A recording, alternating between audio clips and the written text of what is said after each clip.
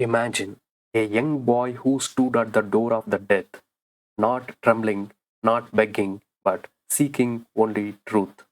The truth of the soul, the truth of the life, the truth of what lies beyond death.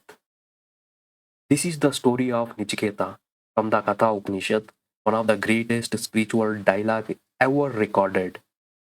A wisdom so deep that even gods bow to it.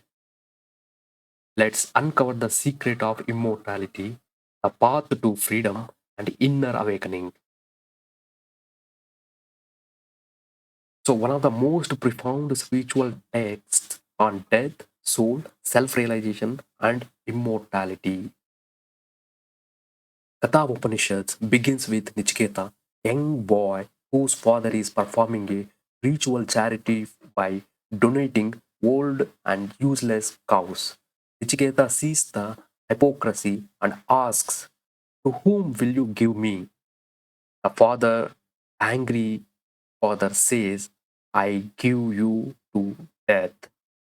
Nichiketa takes the words literally and goes to Yama, the god of death. Yama is not at home. Nichiketa waits 3 days without food or water. Impressed by his sincerity, Yama grants three boons. Boon number one, peace for family. Nichiketa asks his father's anger to end. Symbol, a seeker must first resolve worldly duties and purify relationships.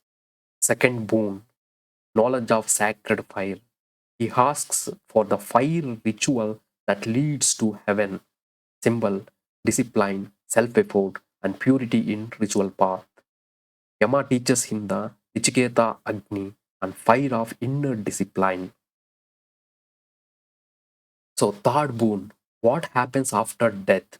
Nichiketa asks, when a person dies, does he still exist or does he perish completely? This is the highest question in human life.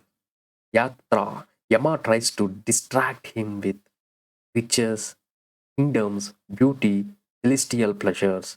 Nichiketa refuses everything. He says, all pleasures decay. Tell me that which is eternal. It symbolizes true seeker rejects temporary pleasures for eternal truth. So, teachings of Katha Upanishad. So, Yama reveals the secrets. There are two paths in life. One is Shreyas, the meaning, path of wisdom, truth, liberation.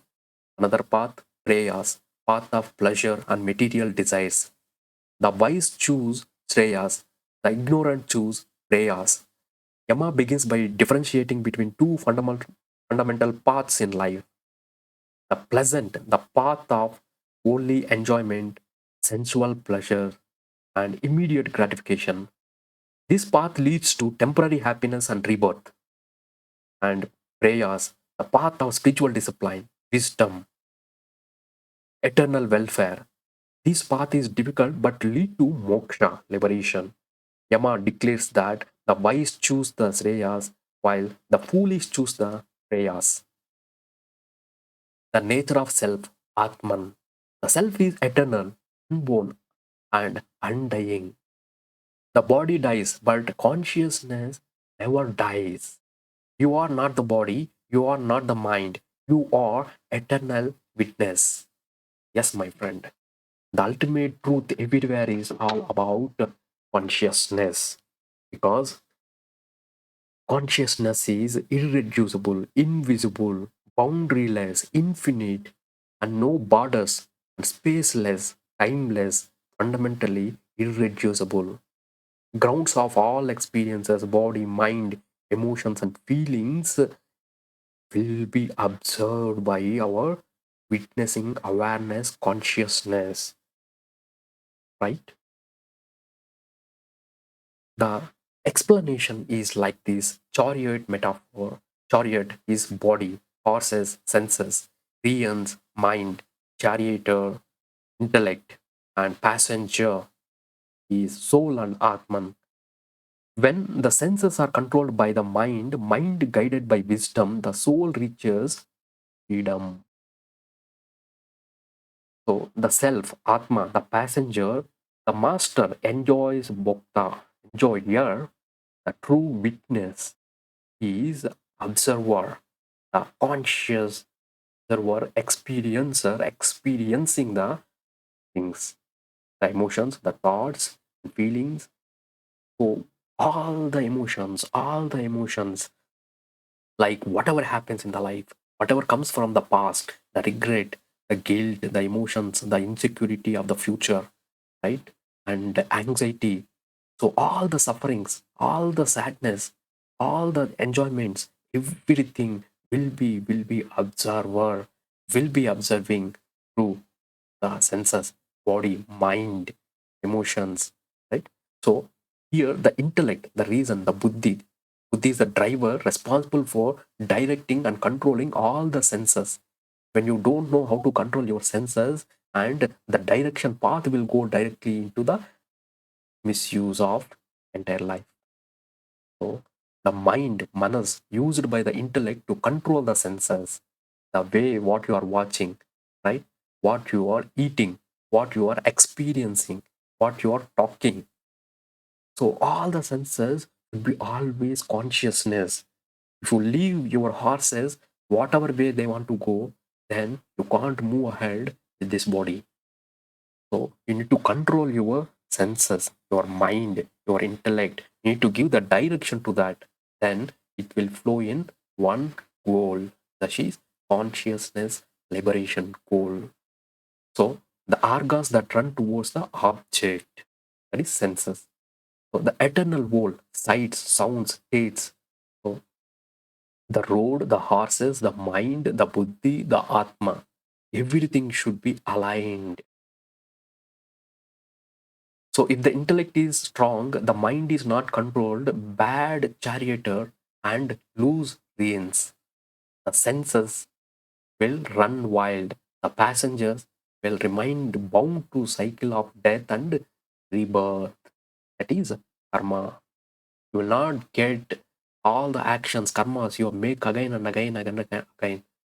So in order to meet the andas, you will take again birth and death. So meditation and inner silence. The self is realized only through stillness, the consciousness. When you are still conscious observer, not through such learnings, the true knowledge is experienced, not memorized.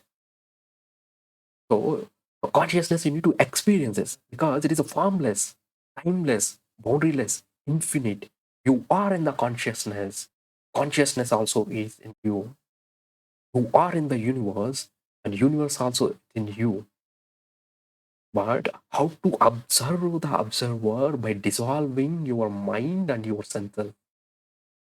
So you need to observe your observer. The mirror, pure consciousness is yourself. You are experiencing all the trauma that consciousness. The consciousness is seeing through your eyes, listening through your ears, and it is experiencing all the feelings, emotion, taste through all your senses. You have to go beyond the senses, beyond the experiences, beyond the feelings, and you need to observe the observer, the stillness. The door to immortality, when all desires fall away, the mortal becomes immortal. Desirelessness equal to liberation. The ultimate realization, the self is subtler than subtlest, greater than the greatest. Is everywhere yet beyond space, always present yet beyond time. Self is not known through study, not through intellect, not through hearing many times. It is known only the way who longs for it, who search for it, and who seek for it, and who knock for it. To, to such a one, the self reveals itself.